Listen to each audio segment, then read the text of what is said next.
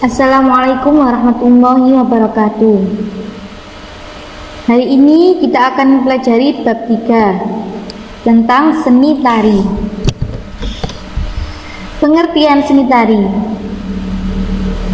merupakan salah satu unsur budaya oleh generasi dahulu kepada generasi selanjutnya secara turun-temurun.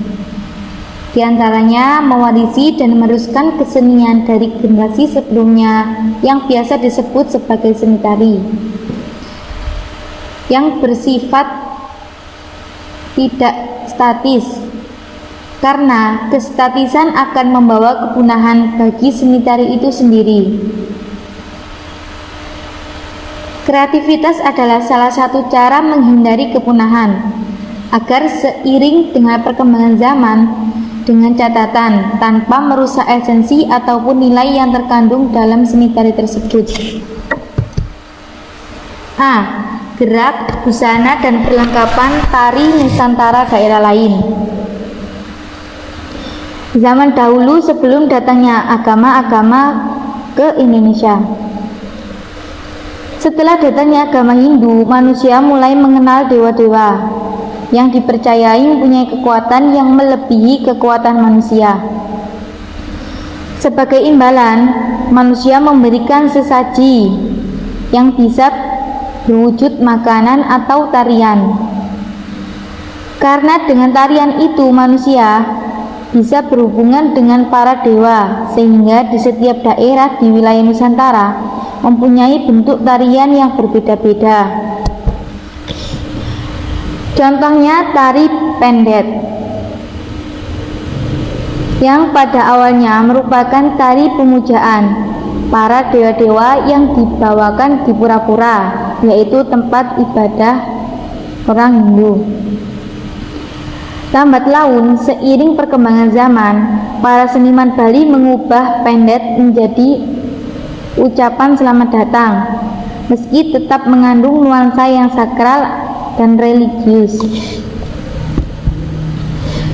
Ada juga tari serimpi,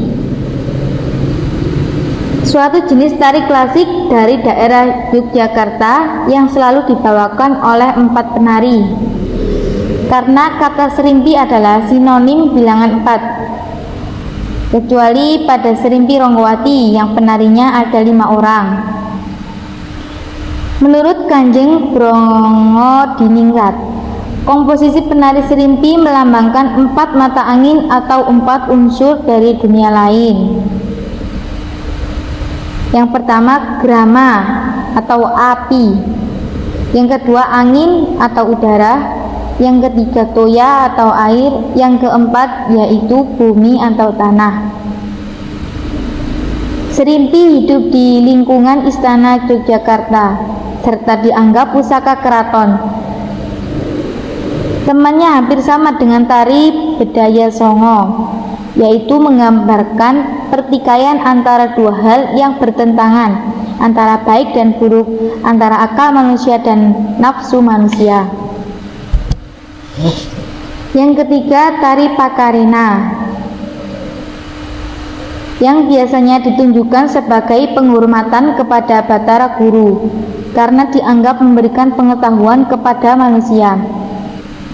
Gerak indah dari Pakarena menggunakan busana dan perlengkapan seperti simak-simak atau ikat lengan. Ada juga tigero, pedong, atau leher kerbau atau gekang panjang. Juga gelang cadi atau gelang cakil. Juga ada geno atau kalung, ada kipasa atau kipas, bunga warna-warni, baju, lipas sabebe atau kain sutra, kutu-kutu atau semacam bendo. Juga ada bunga putih atau kuncup kelati, ada sanggul, simpolong tetong atau konde berdiri, dan juga ada bangkara atau anting-anting. Contoh lainnya yaitu tari huda-huda. Tari ini berasal dari Batak Tari ini berkaitan dengan burung enggang atau hornbill yang oleh orang Batak dianggap sebagai burung keramat. Tari ini biasa dibawakan oleh penari pria yang mengenakan topeng berbentuk kepala burung enggang dengan paruh besar. Ekornya menyerupai ekor kuda. Gerakan melangkahnya mirip dengan seekor kuda. Contoh lainnya tari Bambang Cakil. Tari ini mengambil kisah Mahabharata. Tarian ini merupakan tarian Jawa yang terkenal. Kehidupan masyarakat Jawa tidak terlepas dari wayang kulit yang tidak asing lagi bagi masyarakat. Makna dari baik buruk diekspresikan dalam bentuk tarian Bambang Cakil. Tarian ini menggambarkan peperangan antara kebaikan dan keburukan. Tata busana dan perlengkapan yang digunakan tari Bambang Cakil antara lain sebagai berikut.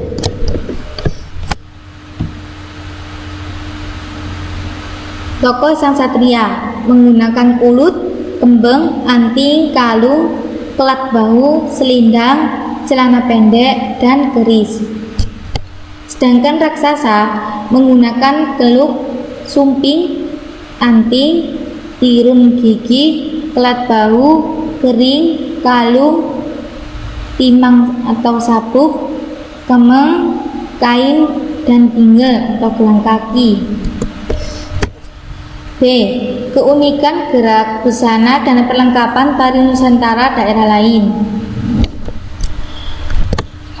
Perhatikan gerak tari yang menggambarkan binatang.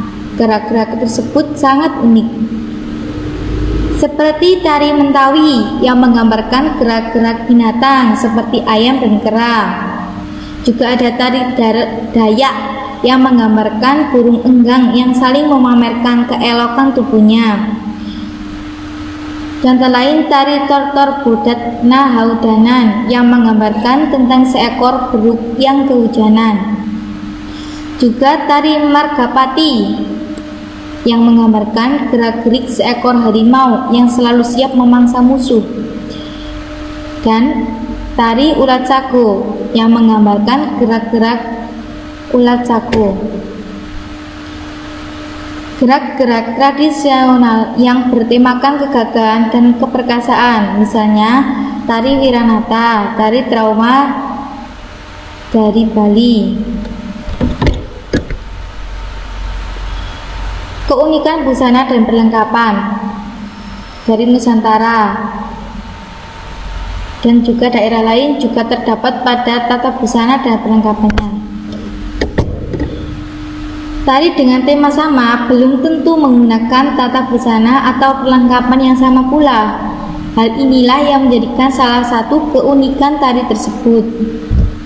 Ini merupakan contoh dari busana atau perlengkapan tari-tari di Nusantara dan daerah lain.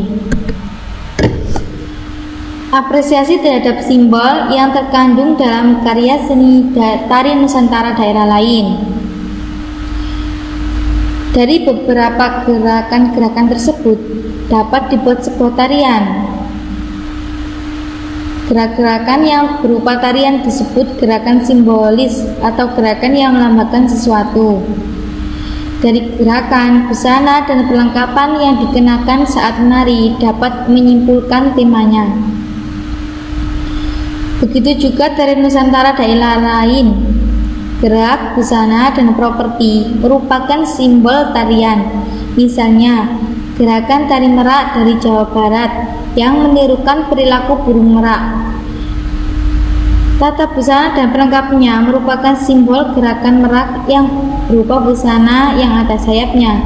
Propertinya berupa mahkota burung merak. Persiapan penyajian tari Nusantara daerah lain dengan ringan. Dari tari, iringan merupakan salah satu unsur terpenting. Tarian dapat tercipta karena gerak dan irama, karena bisa memberikan gerakan pada tari, juga menggambarkan. Gerak yang lemah lembut diiringi dengan gerakan yang lembut, dan juga sebaliknya. Iringan juga menggambarkan watak tarian. Dalam tari, iringan dapat berupa alat musik lengkap, alat musik sederhana, hentakan kaki, teriakan, siulan, dan nyanyian. Berikut ini tarian Nusantara daerah lain, seperti tari Seudati yang diiringi nyanyian, tepuk tangan, tepuk pundak, dan jentikan jari. Ada juga tari kecak yang diiringi suara manusia yang berbunyi cak cak cak dan menimbulkan suara kera, desir angin, dan daun gemersik. Tari yang lainnya yaitu tari Mandohi dan Tarindi yang biasanya diiringi nyanyian, teriakan, dan alat musik tifa. Juga ada tari Mentawi yang diiringi gajeuma, hentakan kaki, nyanyian bersama, dan lonceng. Dan ada tari Gambyong, Remo, Serimpi, dan Jaipong yang diiringi alat musik gamelan. Dan masih banyak lainnya. Iringan tari Nusantara sangat beraneka ragam. Karena keanekaragaman ini yang membuat keunikan iringan tiap daerah. Penyajian tari Nusantara daerah lain dengan iringan. Biasanya penyajiannya ada yang berbentuk tunggal, berpasangan, dan juga kelompok. Berikut contoh penyajian tari piring dari Sumatera Barat yang punya urutan-urutan yang sama. Walaupun demikian, setiap tarian piring tetap mempunyai ciri khas sendiri. Berikut ini urutan-urutan tari piring.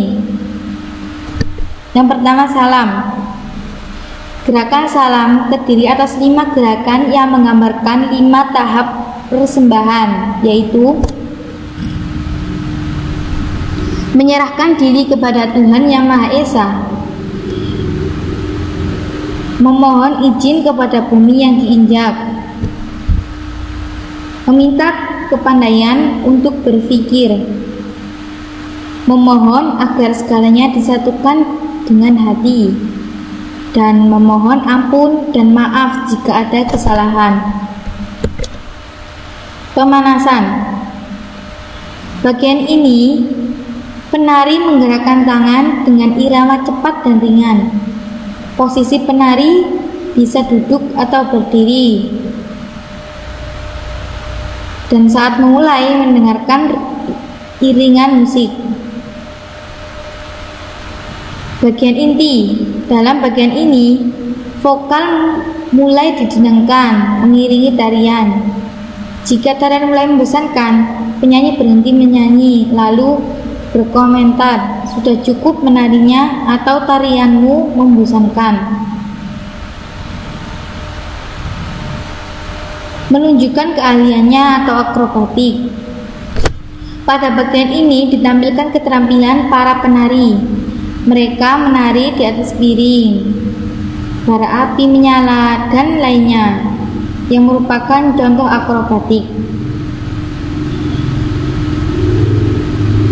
Pemanasan lainnya yaitu salam josamba, yaitu iringan musik berhenti dan penari melakukan sembah sampai penutup.